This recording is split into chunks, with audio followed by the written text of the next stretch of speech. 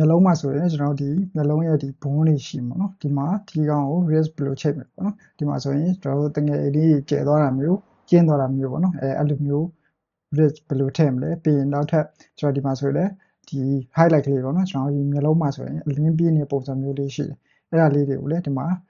အခုလိုမျိုးရွှေ့လိုက်တာနဲ့ဒီလိုမျိုးလေးပြည့်နေတဲ့ပုံစံလေးပေါ့နော်အဲ့လိုမျိုးဘယ်လိုထည့်ရမလဲပြီးရင်နောက်ထပ်ဒီမှာဒီကောင်အကြီးလို့သေးလို့လည်းရမယ်ပြီးရင်နောက်ထပ်ကျွန်တော်ဒီမျက်လုံးကိုဟိုဘက်ဒီဘက်ရွှေ့ကြည့်လိုက်တာနဲ့ကျွန်တော်တို့ဒီ highlight ကလေးပေါ့နော် highlight ကလေးကြည့်မယ်ဆိုလည်း highlight ကလေးကလိုက်ပြီးပါပြီးလှုပ်နေတဲ့ပုံစံမျိုးလေးပေါ့နော်အဲ့လိုမျိုးစနစ်တကျဘယ်လိုထည့်ရမလဲပေါ့နော်ပြီးရင်တော့ကျွန်တော်ဒီမျက်လုံးအဖွင့်ပိတ်လုပ်မယ်ပြီးရင်ကျွန်တော်တို့ဒီokay ဒီလိုမျိုးမျက်တောင်လေး okay ဒီလိုလှုပ်သွားတဲ့ဟာလေးကအစပေါ့နော်အဲ့လိုမျိုးအသေးစိတ်ထည့်ပုံထည့်နည်းတွေရောပေါ့နော်အကုန်လုံးပြီးရင်နောက်ထပ်ကျွန်တော်ဒီမျက်လုံးကို